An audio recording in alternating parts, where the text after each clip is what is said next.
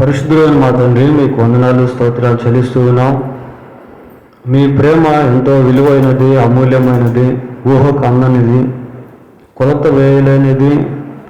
ప్రాణం పెట్టినటువంటి ప్రేమ ఆయన, మీ ప్రేమను ఏ రీతిగా మేము వర్ణించగలము, వివరించగలము? ఆయన, అందుని బట్టి మీకు స్తోత్రాలు చెల్లిస్తున్నాం. మీ ప్రేమను బట్టి, దయని బట్టి, జాలిని బట్టి, వాత్సల్యతను బట్టి, పాప క్షమాపణను బట్టి మీకు కృతజ్ఞతాస్తుతులు చెల్లిస్తూ ఉన్నాం.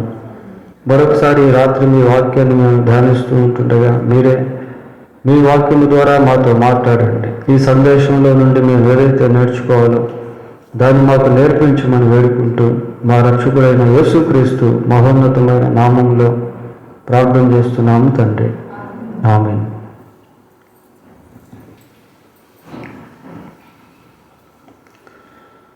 ఇలా బైబిల్ గ్రంథంలో నుండి మార్కు రాసిన సువార్త 11వ అధ్యాయం 20-21 వచనాలు చూద్దాం.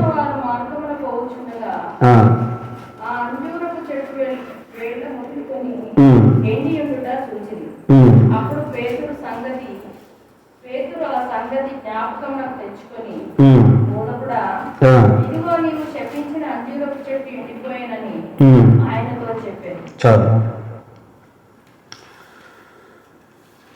యేసుక్రీస్తు ప్రభు ఈ భూమి మీద సుమారుగా 33.5 సంవత్సరాలు జీవించాడు. ఈ 33.5 సంవత్సరంలో చివరి వారం ఏ విధంగా గడిచింది అన్న విషయాలనే ప్యాషన్ వీక్ అని అంటారు, హోలీ వీక్ అని అంటారు, ఫైనల్ వీక్ ఆఫ్ జీసస్ అని కూడా అంటారు. ఈ కోవలో మరి ఆదివారం ఎలా గడిచిందో మనం ధ్యానం చేసాం. సోమవారం ఏ విధంగా గడిచిందో అనేది నిన్నటి నిన్న మనం చూసాం. పోతే మంగళవారం ఏ విధంగా క్రీస్తు ప్రభు యొక్క జీవితంలో గడిచిందో, ఆనాటి సంఘటనలు ఎలాంటివో, బోధలు ఎలాంటివో, ఎలాంటి క్రియలు కార్యాలు ప్రభువు చేశాడో, ఇలాంటి విషయాలు బైబిల్లో దేవుని కృప చేత చాలా స్పష్టంగా రాయబడి ఉన్నాయి. రాత్రి మనం కొన్ని దాని గురించి తెలుసుకోబోతున్నాం. క్రీస్తు ప్రభు యొక్క శారీరక జీవితంలో చివరి మంగళవారం ఏం జరిగిందనే విషయాలు మేము చూస్తూ ఉన్నాం పిల్లలు. ఇక్కడ ఏమని జరుగుతున్నానంటే, ప్రొద్దున వారు మార్గమున పోవు చుండగా, ఆ ముగింపు దినాల్లో ప్రభు బేతనియాలో ఒలివ కొండకు వెళ్ళి రాత్రిపూట ప్రార్థన చేసుకుంటూ ఉదయం పూట యెరూషలేమునకు వచ్చి దేవాలయంలో బోధ చేస్తూ వచ్చాడు. మళ్ళీ సాయంత్రం అయ్యేసరికి తిరిగి బేతనియాకు వెళ్ళేవాడు. వారు యెరూషలేము నుండి బేతనియాకు వెళ్ళి మరుసటి రోజు మళ్ళీ వస్తూ ఉన్న సమయంలో ఎండిపోయినటువంటి ఆ అంజూరపు చెట్టుని పేతురు జ్ఞాపకం చేసుకుంటా ఉన్నాడు. ఈ 14వ వచనంలో ఒక మాట మనం చూస్తాం, చివరి వరుసలో, ఇది ఆయన శిష్యులు వినిరి ఏమున్నారు అంటే, ఇక మీదట ఎన్నటికి నీ పండ్లు ఎవరినో తినకుందురు కాక. ఈ విషయాన్ని శిష్యులు విన్నారు. ఇక్కడ పేతురు జ్ఞాపకం చేసుకుంటూ, బోధకుడా, ఇదిగో నీవు శపించిన అంజూరపు చెట్టు ఎండిపోయినని ఆయనతో చెప్పింది. అందుకు యేసు వారితో ఇట్లనెను, మీరు దేవుని యందు విశ్వాసం ఉంచుడి. ఎవరైనా ఈ కొండను చూచి నీవు ఎత్తబడి సముద్రములో పడవేయబడుమని చెప్పి తన మనస్సులో సందేహింపక తాను చెప్పినది జరుగునని నమ్మిన ఎడల వాడు చెప్పినది జరుగునని మీతో నిశ్చయముగా చెప్పుచున్నాను. ఇక్కడ విశ్వాస ప్రయోగ పాఠం ఒకటి మనం చూస్తూ ఉన్నాం ప్రియులారా. ప్రభు ఏది చేసినా దాని వెనుక ఒక ఉద్దేశం అనేది ఉంటుంది. శిష్యులకు ఈ అంజూరపు చెట్టు ఒక విశ్వాసపు పాఠాన్ని నేర్పిస్తాం. హృదయంలో సందేహింపక దేవుని యందు విశ్వాసం ఉంచి ఏదైతే మీరు చెప్తారో అది జరుగుతుంది అని ప్రభువు వారి యొక్క విశ్వాసాన్ని బలపరుస్తూ ఉన్నాడు. ఇది ఒక భాగం. అందుకే కింద అంటాడు 24లో, అందుచేత ప్రార్థన చేయనప్పుడు మీరు అడుగుచున్న వాటి నెలలను పొంది ఉన్నామని నమ్ముడి, అప్పుడు అవి మీకు కలుగునని మీతో చెప్పుచున్నాను. ఇది చాలా కీవర్డ్, ఇది చాలా మూలవాక్యం. ఇది ప్రార్థన చేయనప్పుడు అడుగుచున్న వాటిని పొంది ఉన్నామని ఎవరైతే నమ్ముతారో వారు అడుగు వాటిని పొంది ఉంటారు అని, వారికి అవి దొరుకునని ప్రభు ఇక్కడ తెలియజేశాడు. ఇది ఒక భాగం. ఒక 25-26 వచనాల్లో, మీకు ఒకరి మీద విరోధం ఏమైనా కలిగి ఉన్న ఎడల మీరు నిలువబడి ప్రార్థన చేయనప్పుడెల్లను వారిని క్షమించుడి, అప్పుడు పరలోకమందున్న మీ తండ్రి మీ పాపములు క్షమించును. ఇక్కడ కూడా ఒక క్షమాగుణానికి సంబంధించిన చిన్న సందేశాన్ని ప్రభు వారికి ఇచ్చాడు. ఒకరి మీద విరోధం ఏమైనా కలిగి ఉన్న ఎడల మీరు నిలువబడి ప్రార్థన చేయనప్పుడెల్లను వారిని క్షమించుడి. Jesus teach them to forgive others who live against. విరోధంగా జీవించేటువంటి వారిని క్షమించేటువంటి దాని గురించిన పాఠాన్ని యేసుక్రీస్తు ఇక్కడ శిష్యులకు బోధించాడు. సరే, ఇది ఇక్కడికి అయిపోయింది. ప్రభువు బేతనియా నుండి దేవాలయానికి వెళ్ళాడు. ప్రియులారా, ఆ భాగం ఇక్కడ మనం చూస్తాం. 27వ వచనంలో ఏమనుంది? వారు యెరూషలేమునకు తిరిగి వచ్చి ఆయన దేవాలయంలో తిరిగి చుండగా. యెరూషలేముకు వచ్చి దేవాలయంలో ప్రభువు ప్రవేశించాడు. ఈ వాక్యాన్ని మనం అలాగా ఉంచి ఇదే మార్క్స్ వార్త 12వ అధ్యాయము 13వ అధ్యాయం మొదటి వచనం చూద్దాం. మార్క్స్ వార్త 13వ అధ్యాయం ఆయన దేవాలయంలో నుండి వెళ్ళుచుండగా. చాలా అంటే ఈ 11వ అధ్యాయం 27వ వచనంలో ప్రభు దేవాలయంలో ప్రవేశించాడు. 13వ అధ్యాయం మొదటి వచనంలో దేవాలయంలో నుండి ఆయన బయటకు తిరిగి వచ్చాడు. మరి ప్రభు దేవాలయంలో ప్రవేశించి తిరిగి వచ్చే ముందు ఆ దేవాలయంలో ఏమేమి జరిగాయి అన్నవే ఈ 11వ అధ్యాయం 27వ వచనం నుండి 12వ అధ్యాయం 44వ వచనం వరకు మనకు కనపడుతుంది. ప్రభు దేవాలయంలో ఏం బోధించాడో, ఎవరెవరిని కలిశాడో, ఏమేమి చెప్పాడో, ఈ విషయాలన్నీ ఆ భాగాల్లో మనం చూస్తాం. దీనికి సంబంధించిందే ఇంకొంచెం వివరణాత్మకంగా మత్తయి సువార్త 21వ అధ్యాయంలో మనం చదువుతాం. ప్రియులారా, చూడండి, మత్తయి సువార్త 21వ అధ్యాయం 23వ వచనం చదవండి. ఆయన దేవాలయములోనికి వచ్చి, ఇక్కడ మనం ఆగుతాం. అంటే బేతనియా నుండి యేసుక్రీస్తు ప్రభువు దేవాలయానికి వచ్చాడు. 24వ అధ్యాయం మొదటి వచనం కదండి. యేసు దేవాలయంలో నుండి బయలుదేరి, అంటే అక్కడ 21వ అధ్యాయం 23వ వచనంలో యేసు ప్రభు దేవాలయంలో ప్రవేశించాడు. ఈ 24వ అధ్యాయం మొదటి వచనానికి వచ్చేసరికి ప్రభు దేవాలయంలో నుండి బయలుదేరాడు. కనుక యేసుక్రీస్తు దేవాలయంలో ప్రవేశించిన తర్వాత ఎవరెవరిని కలిశాడు, ఎవరెవరితో ఏమేమి చెప్పాడు, ఇలాంటి విషయాలన్నీ ఈ మత్తయి సువార్త 21వ అధ్యాయం 23వ వచనం నుండి 23వ అధ్యాయం 39వ వచనం వరకు మనకు కనబడుతుంది. ప్రియులారా, కనుక వాటిని మనం ఆ ప్యాసేజెస్, ఆ వాక్య భాగాలు మనం చదువుకున్నప్పుడు అక్కడ ఏమేమి జరిగాయి అన్న విషయాలు ఎంతో స్పష్టంగా మనకు తెలుస్తాయి. ప్రభు దేవాలయంలో ప్రవేశించి చాలా మందితో మాట్లాడాడు.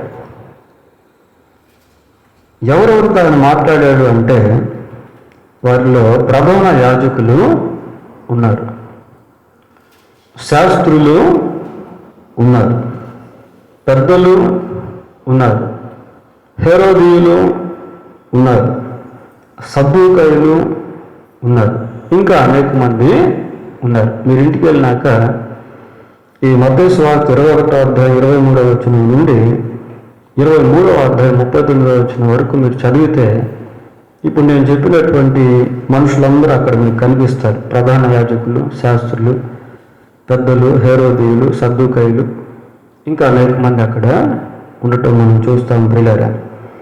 సరే, ఇక్కడ ప్రభువు ఈ అధ్యాయాల్లో ఏం చెప్పాడంటే కొన్ని పారబుల్స్ అంటే ఉపమానాలు కూడా చెప్పడం అనేది జరిగింది. తర్వాత 2 స్క్రిప్చర్ కొటేషన్స్ పాత నిబంధన గ్రంథంలో నుండి 2 లేఖన భాగాలు క్రోడీకరించడం కూడా అక్కడ మనము చూస్తాం. సరే, దీన్ని మనం బ్రీఫ్గా చూద్దాం ప్రియులారా. 21వ అధ్యాయం 23వ వచనం చదవండి.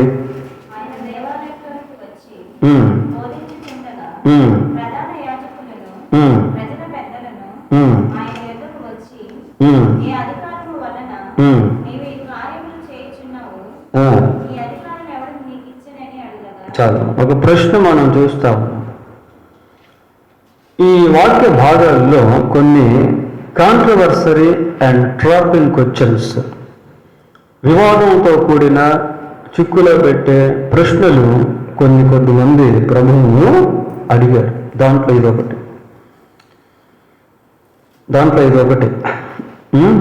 ప్రధాన యాజకులను, ప్రజల పెద్దలను ప్రభు దగ్గరకు వచ్చి అడుగుతున్నారు, ఏ అధికారం వలన నీవు ఈ కార్యములు చేయుచున్నావు?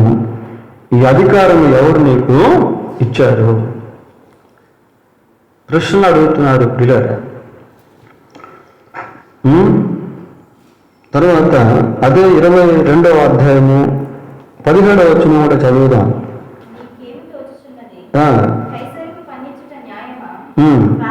చాలా, నీకేం తోచున్నది? కైసరుకు పన్నించుట న్యాయమా కాదా?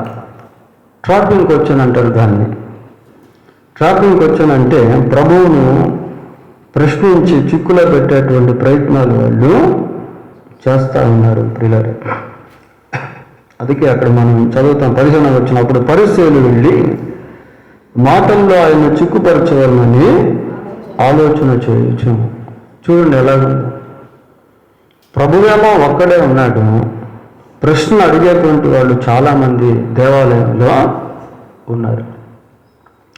ఈ ప్యాసేజెస్ మనము బ్రీఫ్గా చెప్పుకుంటా ఉన్నాం, కానీ వాటిని జాగ్రత్తగా ఆలోచన చేసి వాళ్ళు ఏం ప్రశ్న అడిగారు, ఆ ప్రశ్నకు ప్రభు ఏం జవాబు చెప్పాడు, ఇవి మనకు అర్థమైతే చాలా అద్భుతంగా ఉంటుంది. ఈ భాగాలన్నీ మనం అన్ని వివరణాత్మకంగా చెప్పుకోలేము కాబట్టి బ్రీఫ్గా సమయానుకూలంగా చెప్పుకుంటా ఉన్నాం.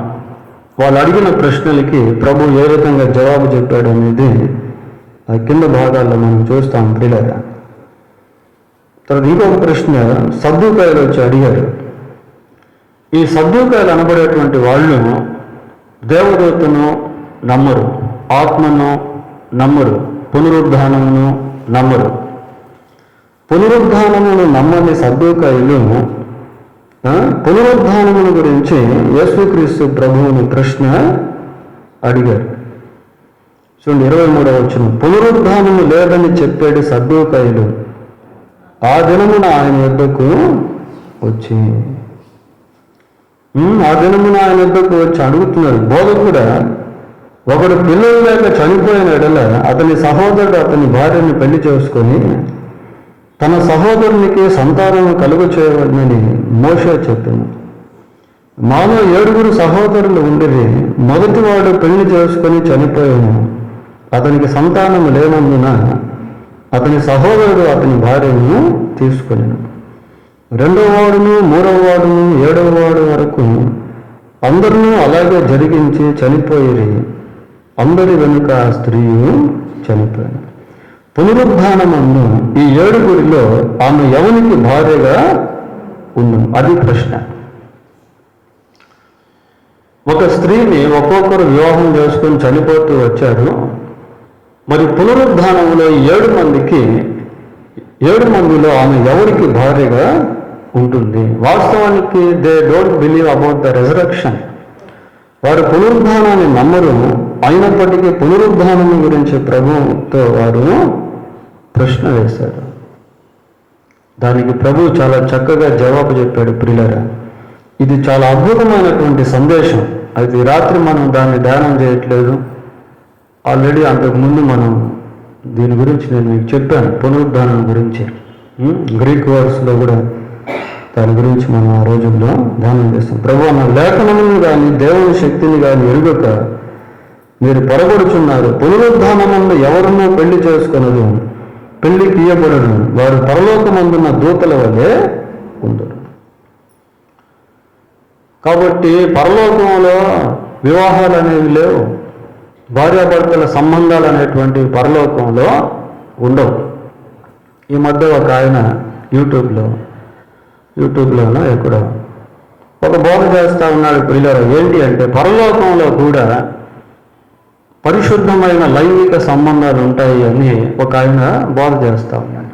We have no any evidence in the Bible for that concept.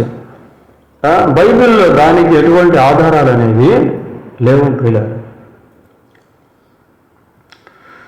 పునరుద్ధానమందు ఎవరు కూడా పెళ్లి చేసుకొనరు, పెళ్లికి ఇయ్యబడరు. వారు పరలోకమందున్న దూతల వలె ఉన్నారు. కాబట్టి సద్దూకయ్యులు వచ్చి ప్రభువుని ఆ విధంగా ప్రశ్న వేసినప్పుడు ప్రభువు చాలా స్పష్టంగా జవాబు చెప్పాడు.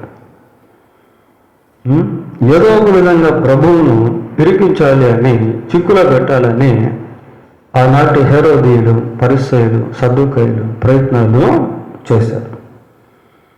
ఆ తర్వాత ఇంకొక ధర్మశాస్త్రోపదేశకుడు వచ్చాడు. 35వ వచనం చదువుతాం. వారిలో ఒక ధర్మశాస్త్రోపదేశకుడు ఆయనను శోధించుచు, బోధకుడా, ధర్మశాస్త్రంలో ముఖ్యమైన ఆజ్ఞ ఏది? అక్కడ ఏమని జరుగుతున్నాం? శోధించుచు అని చూస్తున్నాం. పిల్లలు, ఏదో తెలుసుకోవాలనే ఉద్దేశంతో కాకుండా శోధిస్తూ అడిగినటువంటి ప్రశ్న ఇది. శోధించుచు, బోధకుడా, ధర్మశాస్త్రంలో ముఖ్యమైన ఆజ్ఞ ఏదని అడిగాను. Which is the greater commandment? కదా, ధర్మశాస్త్రంలో ముఖ్యమైన ఆజ్ఞ ఏది అని అడిగితే ప్రభు దానికి జవాబు చెప్పాడు. ప్రియులారా, నీ పూర్ణ హృదయముతోనూ, నీ పూర్ణాత్మతోనూ, నీ పూర్ణ మనసుతోనూ నీ దేవుడైన ప్రభువును ప్రేమింపవలెనన్నదియే ఇది ముఖ్యమైనది, మొదటిదినైన ఆజ్ఞ. నిన్ను వలె నీ పొరుగువాన్ని ప్రేమింపవలను అని 2వ ఆజ్ఞ దాని వంటిదే. ఈ 2 ఆజ్ఞలు ధర్మశాస్త్రం అంతటికి ప్రవక్తలకు ఆధారమై ఉన్నదని అతనితో చెప్పాడు. తర్వాత ఈ భాగాలు ఇంటికాడ చదువుకోండి. చాలా శ్రేష్టమైనటువంటి జవాబులు ప్రభు ప్రశ్నలు అడిగినటువంటి వారికి చెప్పాడు. ఇంకా తర్వాత ప్రశ్నించి చివరికి ఏ ప్రశ్నలు అడగలేకపోయారు. ప్రియులారా, 46వ వచనానికి వస్తే, మరియు ఆ దినము నుండి ఎవరునూ ఆయనను ఒక్క ప్రశ్నయు అడుగ తెగింపలేదు. వారు అడిగే ప్రశ్నలకు ప్రభువు చాలా సూటుగా, ఘాటుగా, స్పష్టంగా జవాబులు చెప్పుట అనేది మనము చూస్తాం. ఇవన్నీ కూడా దేవాలయంలో జరిగినటువంటి ఇన్సిడెంట్స్. ఇవి దేవాలయంలో జరిగినటువంటి సంభాషణ ఇదంతా కూడా. ఇంకా ఇక్కడ ఈ దేవాలయంలో ప్రభు ఏమేమి చెప్పాడు అంటే ఉపమానాలు చెప్పాడు. 3 రకాల ఉపమానాలు. ఏంటది అంటే మత్తయి సువార్త 21వ అధ్యాయము 28వ వచనం చదువుతాం. ప్రియులారా,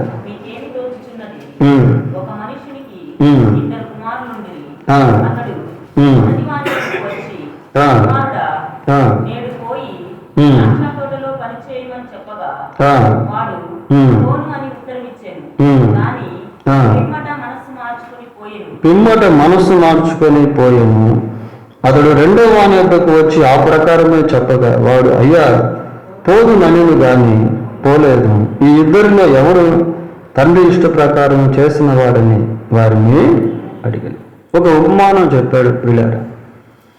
ఆ ఉపమానం చెప్పినప్పుడు ఆయన్ని ప్రశ్న అడిగినటువంటి వారికి అది వారి గురించే అన్నట్టు అర్థమైంది.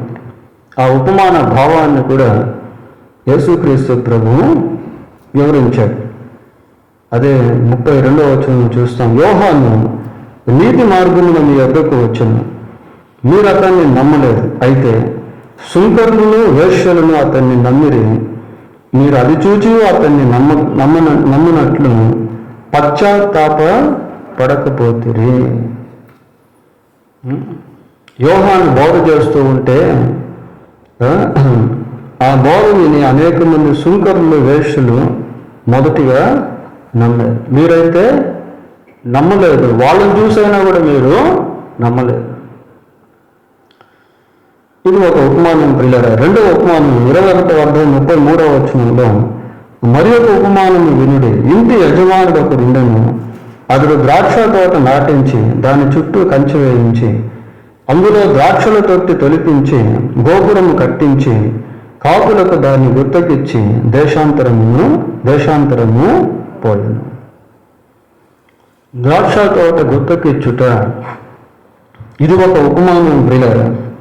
దీంట్లోనే యేసుక్రీస్తు ప్రభు ఒక లేఖనాన్ని కూడా క్రోడీకరించినట్టు మనము 42వ వచనం చూస్తాం. ఇల్లు కట్టువారు నిషేధించిన రాయి మూలకు తలరాయి ఆయన. కనుక ఇవి మనం చదువుకోవాలి. ప్రార్థన పూర్వకంగా నెమ్మదిగా చదివినప్పుడు దీని భావాలు మనకు చక్కగా అర్థమవుతాయి. మూడవ ఉపమానం ఏంటి అంటే 22వ అధ్యాయం 1వ వచనంలో మనం చూస్తాం. యేసు వారికి ఉత్తరమిచ్చుచు తిరిగి ఉపమాన రీతిగా ఇట్లా నేను పరలోక రాజ్యము తన కుమారునికి పెళ్లి విందు చేసిన ఒక రాజును పోలినది. ఒక రాజు తన కుమారునికి పెళ్లి విందు చేశాడు. పెళ్లి విందు చేసేటువంటి సమయంలో రాజు ఏం చేశాడంటే తన దాసులను పంపించాడు.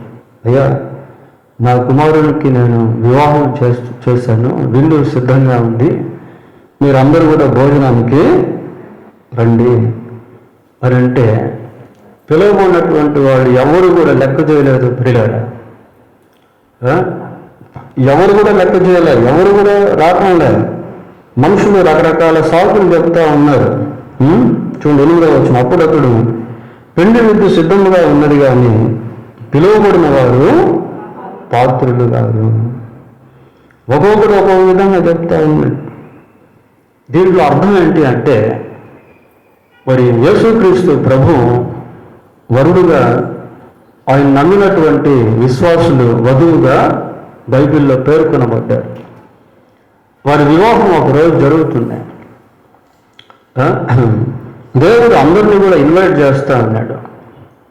దేవుడు అందరినీ పిలుస్తూ ఉన్నాడు ప్రియులారా. ఆ పిలుపులో యూదులు కూడా ఉన్నారు, పరిసయ్యులు కూడా ఉన్నారు, సద్దూకయ్యులు కూడా ఉన్నారు, హేరోదీయులు కూడా ఉన్నారు. God is calling everyone. దేవుడు అందరినీ పిలుస్తూ ఉన్నాడు. కానీ ఎవరు కూడా ఖాతరు చేయటం లేదు, ఎవరు కూడా దేవుని మాటలు లెక్క చేయటం లేదు, వినటం లేదు, రావటం లేదు. ఈరోజు పరిస్థితి అదే.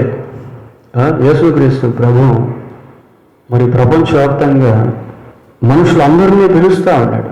ప్రయాసపడి భారం మోసుకుంటున్న సమస్త జనులారా నా యొద్దకు రండి, నేను మీకు విశ్రాంతిని ఇస్తాను. ప్రభు దగ్గరికి ఎవరైతే వస్తారో వారికి ప్రభు విశ్రాంతిని ఇస్తాడు.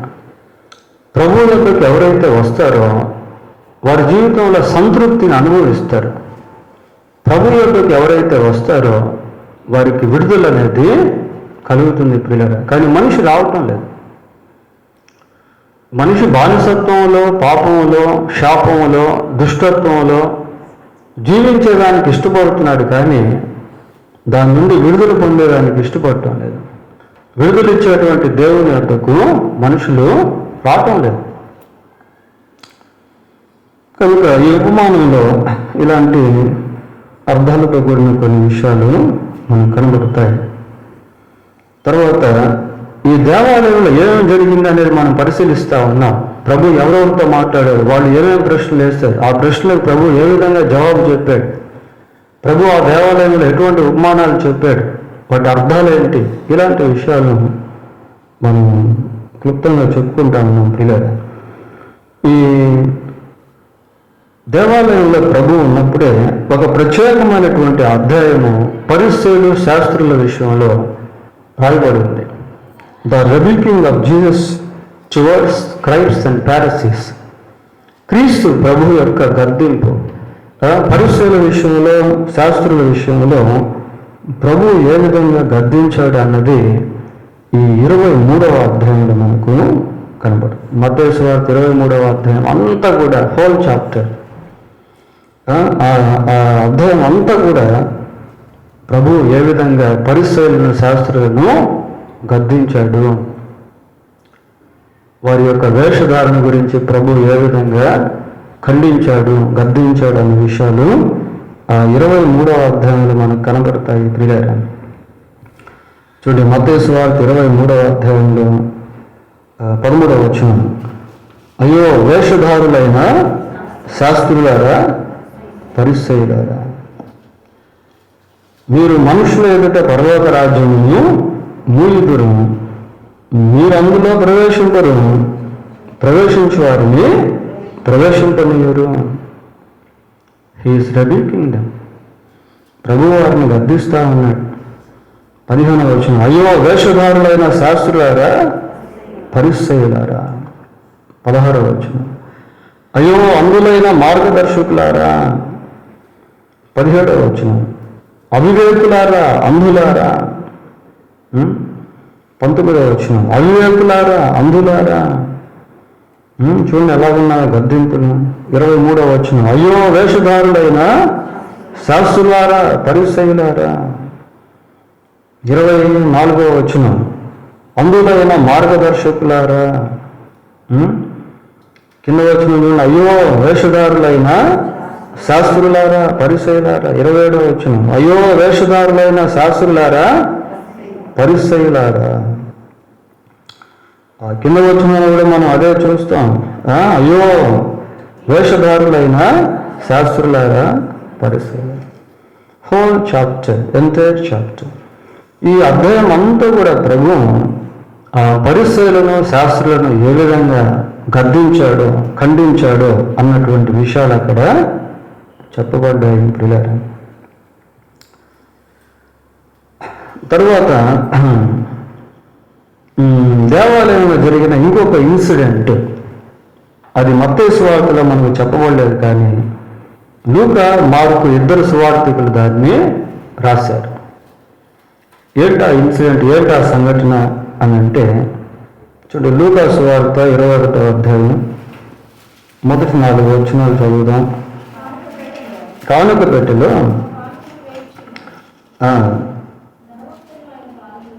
పారదూచును. ఒక బీద విధవరాలు 2 కాసులు అందులో వేయుచుండగా చూచి, ఈ బీద విధవరాలు అందరికంటే ఎక్కువగా వేసినని మీతో నిజంగా చెప్పుచున్నాను. Poor widow. ప్రియరా, ఆ దేవాలయంలో జరిగిన సంఘటన ఇది కూడా.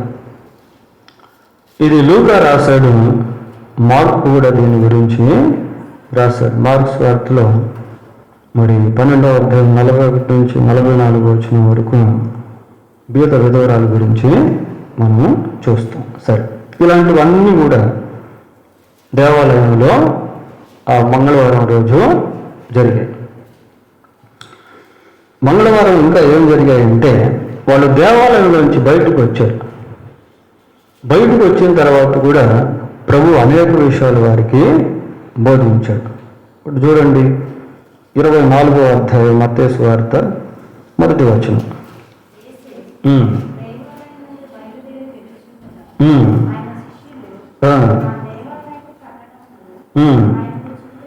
ఆయనకు చూపింప వచ్చాడు.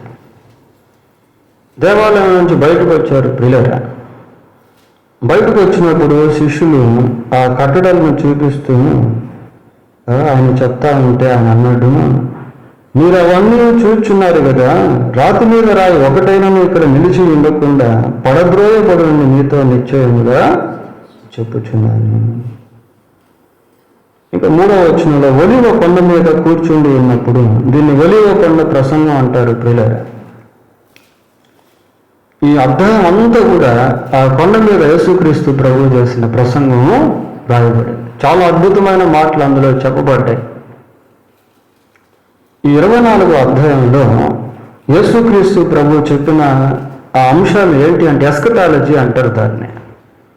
అంటే భవిష్యత్తులో జరగబోయేటువంటి కార్యములను గురించి యేసుక్రీస్తు ప్రభువు వారికి ఎంతో స్పష్టంగా తెలియజేశారు.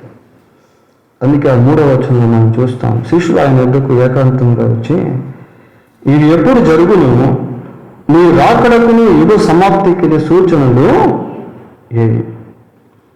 వీళ్ళు ప్రశ్నలు వేశారు ప్రభువుకి ఒలీవ కొండ మీద. ప్రశ్నలు వేసినప్పుడు ప్రభువు వారితో ఈ 24వ అధ్యాయం ఆ 4వ వచనం నుండి చివరి వచనం వరకు ప్రభు అనేక విషయాలు వారికి చెప్పాడు. ఈ అధ్యాయం చాలా ఇంపార్టెంట్ ప్రియులారా. ఈ అధ్యాయంలో ప్రపంచ భవిష్యత్తుని గురించి ప్రభువు అనేక విషయాలు తెలియజేశాడు. అబద్ధ క్రీస్తులను గురించి చెప్పాడు. మరి సూర్యచంద్ర నక్షత్రాల్లో కలిగేటువంటి మార్పులను గురించి చెప్పాడు. దానియేలు గ్రంథం యొక్క ప్రవచనం గురించి చెప్పాడు. క్రీస్తు విరోధం గురించి చెప్పాడు. ఇంకా చాలా విషయాలు, అక్కడక్కడ కరువులు, భూకంపాలు, జనం మీదకి జనం లేయడం, రాజ్యం మీదకి రాజ్యం లేయటం, అక్రమం విస్తరించటం, అబద్ధ ప్రవక్తలు రావటం, ఇలాంటివన్నీ కూడా 24వ అధ్యాయంలో మనము చూస్తాం. చూడండి 7వ వచనం, జనం మీదకి జనమును, రాజ్యం మీదకి రాజ్యమును లేచును, అక్కడక్కడ కరువులను భూకంపములను కలుగును, ఇవన్నీ వేదనలకు ప్రారంభం. అప్పుడు జనులు మిమ్మల్ని శ్రమల పాలు చేసి చంపెదరు. మీరు నా నామము నిమిత్తం సకల జనముల చేత ద్వేషింపబడదు. అనేకులు అభ్యంతరపడి ఒకరినొకడు అప్పగించుకుని ఒకరినొకడు ద్వేషించరు. అనేకులైన అబద్ధ ప్రవక్తలు వచ్చి పలువురిని మోసపుచ్చెదరు. అక్రమం విస్తరించుట చేత అనేకుల ప్రేమ చల్లారు. అంతము వరకు సహించిన వాడే రక్షింపబడును. వాడే రక్షింపబడును. ఈ రాజ్య సువార్త సకల జనములకు సాక్షార్థమై లోకమందంతటను ప్రకటింపబడును. అటు తర్వాత అంతము వచ్చు.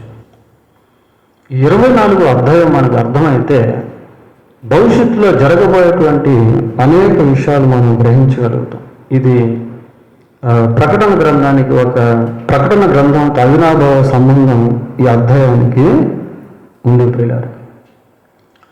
ఇది కూడా మంగళవారం పూటే జరిగింది. దీన్ని ఒలీవ కొండ ప్రసంగం అని అంటారు.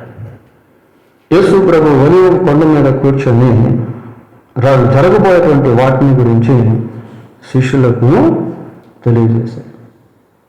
ఈ 24వ అధ్యాయం అంతా కూడా అదే. అయితే మంగళవారం ఇంకా ఏం జరిగిందంటే, ఇంకా ప్రభు శిష్యులతో మాట్లాడుతూ వచ్చాడు. చూడండి మత్తయి సువార్త 25వ అధ్యాయానికి వస్తే, ఈ 25వ అధ్యాయంలో 3 ప్రాముఖ్యమైనటువంటి విషయాలు మనకు కనబడతాయి. ఈ 25వ అధ్యాయాన్ని 3 భాగాలుగా మనం విభజించి చదువుకోవాలి, ధ్యానం చేయాలి. మొదటి భాగం 25వ అధ్యాయం 1వ వచనం నుంచి 13వ వచనం వరకు అక్కడ 10 మంది కన్యకలను గురించి చెప్పాడు. 5 మంది బుద్ధిగల కన్యకులు, 5 మంది బుద్ధి లేని కన్యకులు. పెళ్లి కుమారుడు వచ్చినప్పుడు ఏ విధంగా సిద్ధపాటు కలిగి ఉండాలో అనేది ఆ బుద్ధిగల కన్యకులను చూసి నేర్చుకోవచ్చు. అది ఒక విషయం.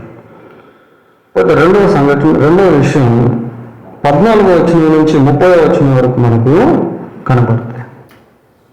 అక్కడ యజమానుడు 3 దాసులను పిలిచి ఒక్కొక్కరికి తలాంతులు ఇచ్చాడు. ఒకనికేమో 5 తలాంతులు, ఇంకొకనికేమో 2 తలాంతులు, ఇంకొక వ్యక్తికి 1 తలాంతు ఇచ్చాడు. యజమానుడు దూరదేశం వెళ్ళాడు, మళ్ళీ తిరిగి వచ్చాడు. తిరిగి వచ్చినప్పుడు దాసుని పిలిచాడు, అయ్యా నేను నీకు 5 తలాంతులు ఇచ్చాను కదా, ఏం చేసావు? అంటే ఆయన అన్నాడు, అయ్యా నువ్వు నాకు 5 తలాంతులు ఇచ్చావు. 20 వచ్చిన అప్పుడు 5 తలాంతులు తీసుకున్నవాడు మరి 5 తలాంతులు తెచ్చి, అయ్యా నీవు 5 తలాంతులు నాకు అప్పగించితివే, ఇవి కాక మరి 5 తలాంతులు సంపాదించాను. పిల్లరా, దీంట్లో మనమే నేర్చుకోవాలి అంటే దేవుడు నీకు ఏదైతే ఇచ్చాడో దాన్ని వాడి దేవుని మహిమ కోసం మరికొన్ని సంపాదించాలి. కొన్ని ఆత్మలను సంపాదించడం, కొన్ని ఆశీర్వాదాలు సంపాదించుకోవడం. దేవుడు నీకు ఏ తలాంతి ఇచ్చాడో దాన్ని గుర్తించి దాన్ని వాడాలి, ఉపయోగించాలి. దేవుని మహిమార్థమై ఉపయోగించాలి. దేవుని రాజ్యవ్యాప్తి కొరకు ఉపయోగించాలి. అప్పుడు యజమానుడు అన్నాడు, మన నమ్మకమైన మంచి దాసుడా, నీవు ఈ కొంచెంలో నమ్మకంగా ఉంటుంది, నిన్ను అనేకమైన వాటి మీద నియమించదును, నీ యజమానుని సంతోషంలో పాలు పొందమని అతనితో చెప్పు. When God asked our life's account, ఇక్కడ ఒక వాక్యం వేసాం ప్రియులారా, మనలో ప్రతి వాడు తన గురించి తాను దేవునికి లెక్క చెప్పాలి. దేవుడు నీకు ఇచ్చిన సమయం, దేవుడు నీకు ఇచ్చిన జ్ఞానం, దేవుడు నీకు ఇచ్చిన అవకాశాలు, దేవుడు నీకు ఇచ్చిన ధనం, దేవుడు నీకు ఇచ్చినటువంటి తలాంతులు, మనలో ప్రతి వాడు తన గురించి తాను దేవునికి లెక్క అప్పగించాడు. So we must live carefully. Life is one time offer. దేవుడు ఇచ్చిన జీవితం ఒకే ఒక్కసారి వెళ్ళారు, మళ్ళీ మనం జీవించాలంటే వీలు పడదు. నిన్నటి సమయాన్ని మనం మళ్ళీ ఎప్పుడు కూడా సంపాదించుకోలేము. One time offer. Life is one time offer. దేవుడు ఇచ్చిన జీవితం ఒకే ఒక్కసారి. మనుషులు ఒక్కసారి మృతి పొందవలెను, అటు తర్వాత తీర్పు జరుగును. హెబ్రీ పత్రికలో ఉంటుంది అన్నమాట. మనుషులు ఒక్కసారి మృతి పొందవలెను, అటు తరువాత తీర్పు జరుగును. 2 తలాంతులు ఇచ్చిన దాసుడు కూడా వచ్చాడు.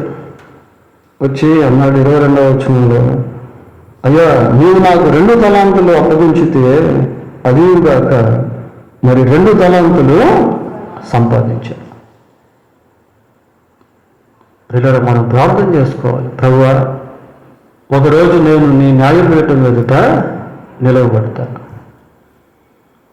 మారు మనసు పొందినటువంటి వారందరూ కూడా బీమా జడ్జిమెంట్ కిందకు వస్తారు. బీమా జడ్జిమెంట్ అంటే క్రీస్తు న్యాయపీఠం ఎదుట జరిగే తీర్పు. క్రీస్తు న్యాయపీఠం ఎదుట బహుమానాలు ఉంటాయి, అవార్డ్స్ అండ్ రివార్డ్స్, ప్రశంసలు ఉంటాయి. ఈ శరీరంతో మనం ఏదైతే మంచి పని చేస్తామో దానికి దేవుడు బహుమానము ఇస్తాడు. కొరింథీయులకు రాసిన 2వ పత్రిక 5వ అధ్యాయం. కొరింథీయులకు రాసిన 2వ పత్రిక 5వ అధ్యాయం 10వ వచనం చూడండి.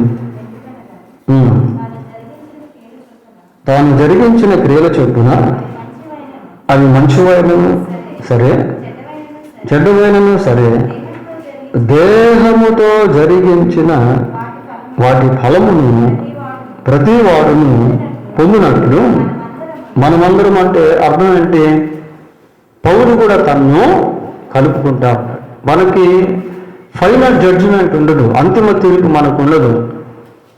మనం క్రీస్తునందు విశ్వాసం ఉంచాం కాబట్టి మనకి ఫైనల్ జడ్జిమెంట్ ఉండదు, అంతిమ తీర్పు ఉండదు. కానీ ఈ బహుమానాలకు సంబంధించిన తీర్పు అనేది ఉంటుంది. క్రీస్తు న్యాయపీఠం ఎదుట ప్రత్యక్షము కావాలి. అందుకే మనం ప్రార్థన చేయాలి. ఏమని ప్రార్థన చేయాలంటే, ప్రభువా మీ న్యాయపీఠం ఎదుట బహుమానాలు తీసుకునే గుంపులో నేను కూడా ఉండునట్లు ఈ దేహంతో మంచి పని చేసేదానికి సహాయం చేయండి ప్రభువా. చూడండి, దేహం ఎంత ఇంపార్టెంటో. మీరు మన యూట్యూబ్లో దేహ విశిష్టత అనే ఒక మెసేజ్ ఉంటుంది. దేహ విశిష్టత అని మన గ్రేట్ చర్చ్ అనాస్పూర్ యూట్యూబ్ ఛానల్లో ఆ మెసేజ్ మీరు వినండి. దేహ విశిష్టత అనేది. ఆ మెసేజ్లో దేవుడు మనకిచ్చిన ఈ దేహము ఎటువంటిది అన్న విషయాలు ఆ మెసేజ్లో చెప్పడం జరిగింది. How to use our body that God has bestowed, that God has given us. దేవుడు మనకి ఇచ్చిన ఈ శరీరాన్ని ఏ విధంగా వాడాలి, why God has given us this body. ఈ శరీరాన్ని దేవుడు ఎందుకు ఇచ్చాడు, ఈ శరీరాన్ని ఏ విధంగా వాడాలి అన్న విషయాలు ఆ మెసేజ్లో ఉంటాయి ప్రియులారా. దేహ విశిష్టత అనే మెసేజ్లో ఉంటాయి. సరే, ఇంకా ఈ 25వ అధ్యాయంలో ఇంకొక విషయాన్ని కూడా యేసు ప్రభువు చెప్పాడు. అది మనకు 25వ అధ్యాయం 31వ వచనం నుంచి 46వ వచనం వరకు ఉంటుంది. అది ఒక జడ్జిమెంట్. అది గొర్రెలు మేకల యొక్క తీర్పు ప్రియులారా. చూడండి 31వ వచనాన్ని మనం చదువుదాం.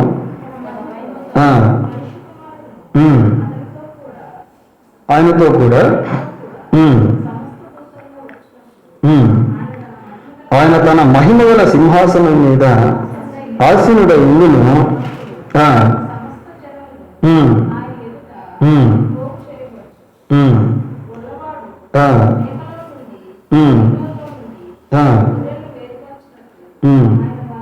ఆయన వారిని వేరుపరుస్తాడు. గొర్రెలకు మేకలకు తీర్పు. గొర్రెలు మేకలు అంటే జంతువులు కాదు ప్రియులారా, మనుషులే. ఇంకా ఒక రకంగా చెప్పాలి అంటే 7 kinds ఆఫ్ జడ్జిమెంట్ అని ఒకటి ఉంది. అంటే 7 రకాల తీర్పులు అని. ఆ 7 రకాల తీర్పుల్లో ఇది ఏ రకం తీర్పు అనేది మనం చూడవచ్చు ప్రియులారా. ఇశ్రాయేలుకు అన్ని జనాంగానికి జరిగేటువంటి తీర్పుగా ఇది ఉంటుంది. ఇది ఎప్పుడు అంటే సంఘం ఎత్తబడిన తర్వాత 7 సంవత్సరాల శ్రమల కాలం ఉంటుంది. ఆ 7 సంవత్సరాల శ్రమల కాలం అనంతరం మళ్ళీ ప్రభువు భూమి మీదకి వస్తాడు. వచ్చినప్పుడు జరిగేటువంటి తీర్పు. అందుకే అక్కడ ఏమని చూస్తూ ఉంటాం, మనుష్య కుమారుడు ఆయనతో కూడా సమస్త దూతలను వచ్చినప్పుడు అని చూస్తా ఉన్నాం. ఇది ఇంకొక రకమైన జడ్జిమెంట్ ఇది. సరే, దీని గురించి యేసుక్రీస్తు ప్రభువు ఈ 25వ అధ్యాయంలో చెప్పండి. ఇవన్నీ కూడా ఎస్కటాలజికల్ సబ్జెక్ట్స్ ఇవి. అంటే భవిష్యత్తులో జరగబోయేటువంటి దాని గురించిన విషయాలు. 10 మంది కన్యకలు, అలాగనే 3 దాసులు, గొర్రెలు మేకల యొక్క తీర్పు. ఇంకొక గుంపు ఉంటారు అక్కడ. ఆ గుంపు కనబడరు, అది వేరే వాళ్ళు. సరే, ఇకపోతే మంగళవారం ఏం జరిగింది అని అంటే ఇంకొక విషయం కూడా జరిగింది ప్రియులారా. అది 26వ అధ్యాయము 6వ వచనంలో తిరిగి యేసుక్రీస్తు ప్రభు యెరూషలేము నుండి బేతనీకి వెళ్ళిపోయాడు. వాళ్ళు ఉదయం పూట యెరూషలేముకు రావడం, సాయంత్రం తిరిగి బేతనీయకు వెళ్తా ఉన్నారు. ప్రభు బేతనీయకు వెళ్ళినప్పుడు చూడండి 6వ వచనం, యేసు బేతనీయలో కుష్ఠరోగి అయిన సీమోను ఇంట ఉన్నప్పుడు ఒక స్త్రీ మిక్కిలి విలువగల అత్తరు బుడ్డి తీసుకొని ఆయన ఎద్దుకు వచ్చి ఆయన భోజనమునకు కూర్చుండగా దాన్ని ఆయన తల మీద పోసింది. ఈ యొక్క సంఘటన కూడా మంగళవారమే జరిగినట్టు మనం చెప్పుకోవచ్చు ప్రియులారా.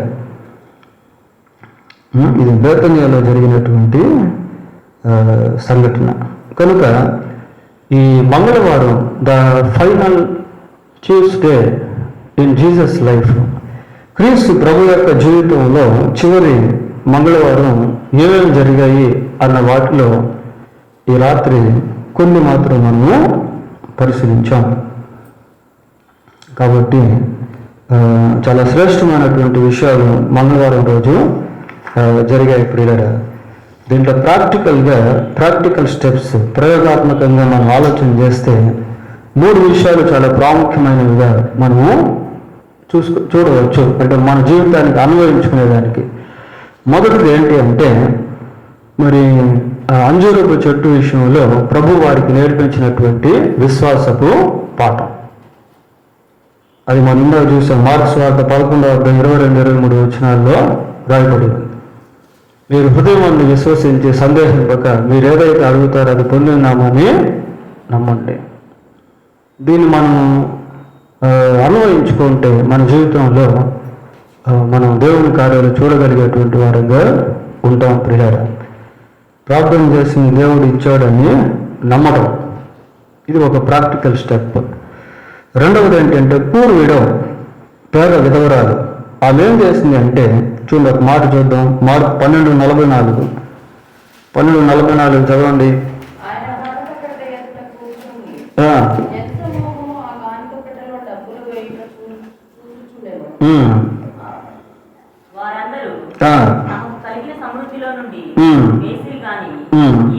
ఈమె ఎక్కడించట లేమిలో తనకు కలిగినదంతయు అనగా తన జీవనమంతయు వేసి లేమిలో వేసిందట ప్రియారా.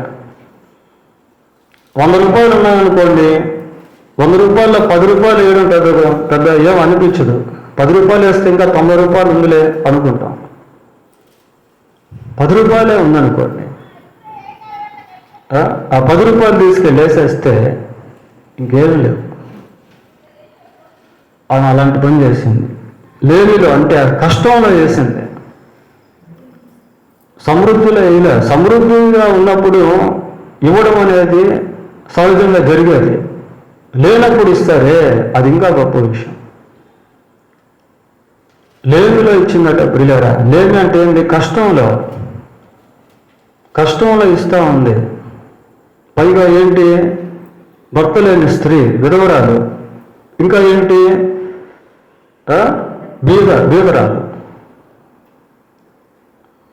బీదరాలుగా ఉంది, విధవరాలుగా ఉంది, లేమిలో ఉంది. అయినా కూడా ఏం చేస్తాను, జీవనం అంతా కూడా వేసేసింది. ఎందుకు వేస్తున్నాను? She has such kind of burden towards the temple of God. Because of that reason she cost out everything that is she had. పిల్లరా, దేవుని మందిరం పట్ల తనకున్నటువంటి భారాన్ని బట్టి ఆ స్త్రీ ఏం చేసిందంటే తనకున్నదంతా కూడా అక్కడ కానుకపెట్టలేసి, అది చూశాడు ప్రభు. ధనవంతులు వేసేదంతా చూశాడు, కానీ ఈమె వేసింది ప్రత్యేకంగా అక్కడ ఏమన్నా పారజూచి అని ఉంటుంది.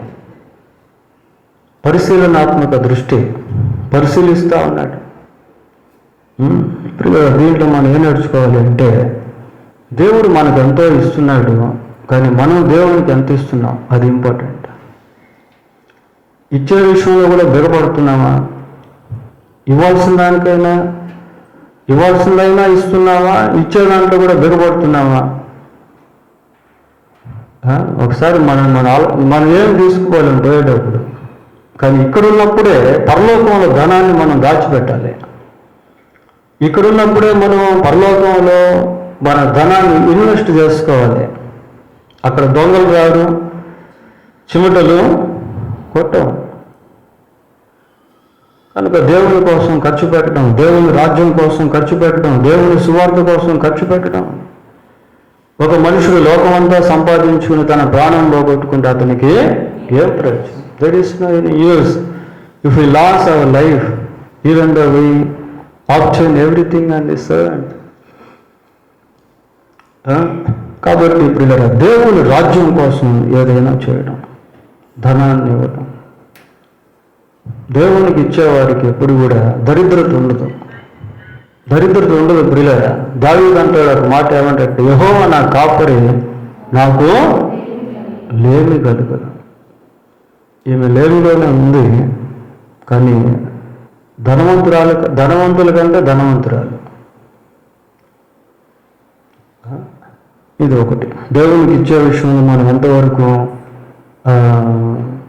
చేయి చాచేవారంగా ఉన్నామనేది ఇంపార్టెంట్. మూడవదిగా దీంట్లో మనం నేర్చుకోవాల్సిన మరొక పాఠం ఏంటంటే 14వ అధ్యాయం 3వ వచనం, మార్క్స్ వార్త 14:3 చూడండి.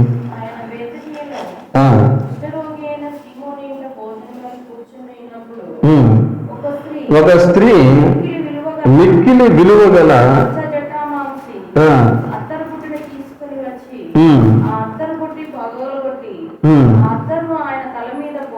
చాలు, మిక్కిలి విలువ గల జటమాంసి అత్తరు బొడ్డి తీసుకొని వచ్చి ఆ అత్తరు బొడ్డి పగలగొట్టి ఆ అత్తరు ఆయన తల మీద పోసింది. Giving God what more precious.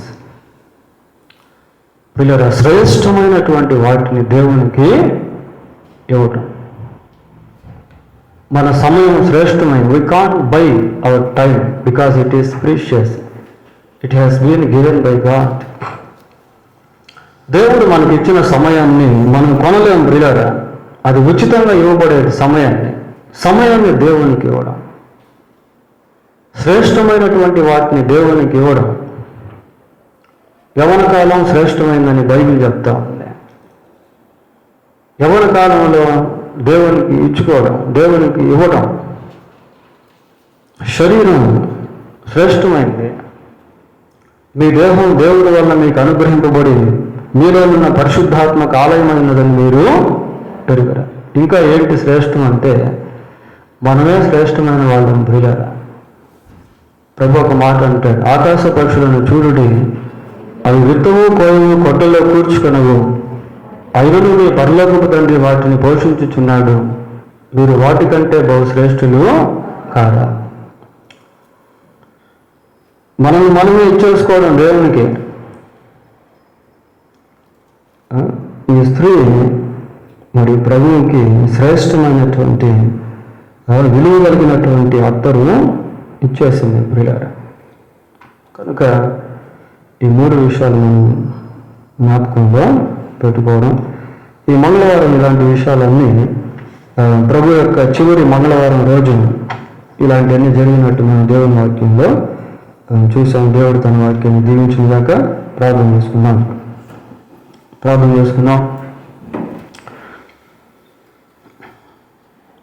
ప్రేమ కలిగిన మా తండ్రి, పరిశుద్ధులైన మా దేవా, మీకు వందనాలు స్తోత్రాలు చెల్లిస్తున్నాం.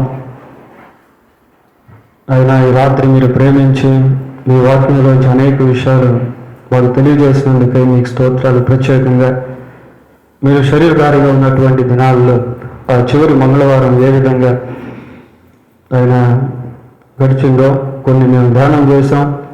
ఈ ధ్యానాంశం విన్న మాకందరికీ ఆశీర్వాదకరంగా ఉన్నట్లు కృపదయ చేయండి. మీ సన్నిధి మాకందరికీ తోడుగా ఉంచమని, శ్రేష్టమైన వాటిని మీకు ఇచ్చేవారంగా మేము ఉండుట కృపదయ చేయండి. ప్రభువా, ఆయన కనికరించండి, సహాయం చేయండి. విశ్వాసము, మీరు మాలో ఉంచిన విశ్వాసాన్ని మేము ఏ విధంగా ఉపయోగించి మీ శక్తిని అనుభవించే వారంగా ఉండాలో మాకు నేర్పించమని వేడుకుంటున్నాం. అటు దశలోనికి దయతో మమ్మల్ని నడిపించమని వేడుకుంటూ ఘనత, మహిమ, ప్రభావం మీకు ఆరోపిస్తూ, ఆయన లోకంలో ఇంకా మీరు అనేకులు నశించిపోతున్నారు, అందరంతటా మారు మనసు పొందినట్లు మీ విషయమై రకరకాల ప్రశ్నలు కలిగినటువంటి వారు మీ ద్వారా చక్కటి జవాబు పొంది మీ వైపు తిరిగినట్లు మీరే కనికరించి సహాయం చేయమని మా రక్షకుడైన యేసుక్రీస్తు పరిశుద్ధమైన నామంలో ప్రార్థన చేస్తున్నాము తండ్రి. ఆమేన్.